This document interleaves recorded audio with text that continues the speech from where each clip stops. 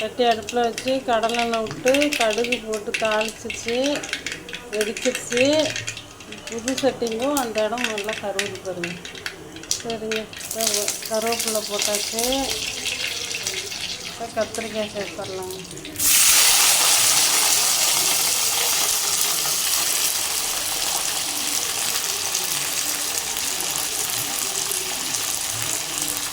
கத்திரிக்காய் பொரியல், கத்திரிக்காய் மசாலா பொரியல்.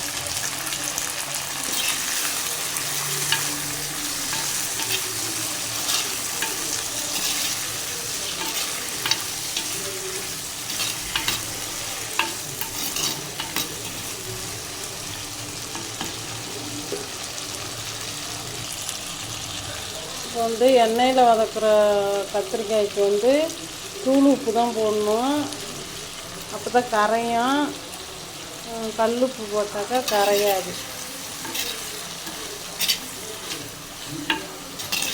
கொஞ்ச நேரம் மூடி வைப்போம், நல்லா வேகட்டும்.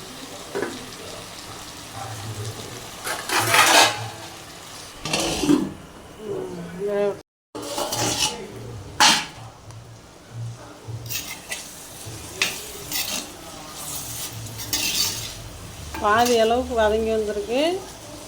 இது வந்து தண்ணியெல்லாம் தெளித்து எதுவும் செய்யலை, எண்ணெயிலே தான் வேகுது. இன்னும் கொஞ்சம் நேரம் வேகும்.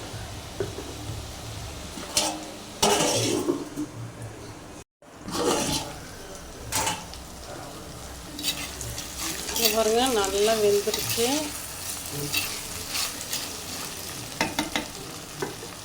வந்து குழம்பு தூள் சேர்த்துக்கலாம். வீட்டில் அரைச்ச குழம்பு தூள் ஒரு 2 ஸ்பூன் அளவுக்கு சேர்த்துருக்காங்க.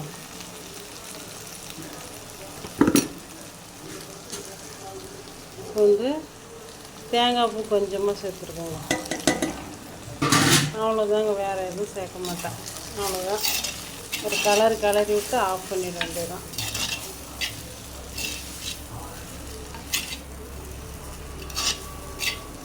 சூப்பராக மணமாக இருக்குது பாருங்க. நான் எதுவுமே சேர்க்கலை, வெங்காயம் கூட சேர்க்கலை.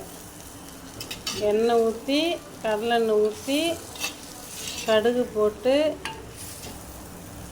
கருவேப்பிலை போட்டு கத்திரிக்காயை போட்டு வேக வச்சு வீட்டில் அரைச்ச குழம்பு தூளும் கொஞ்சம் தேங்காய் பூவும் போட்டிருக்கேன்.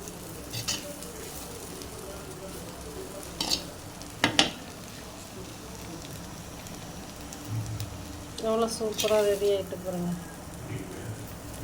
நல்ல வாசனையாக இருக்குது, டேஸ்ட்டும் நல்லா அட்டகாசமாக இருக்குது. சூப்பராக இருக்குங்க. இதேமாரி நீங்கள் ஒரு தடவை செஞ்சு பார்த்துட்டு எனக்கு சொல்லுங்கள், சரிங்களா? வரவா, பாய்.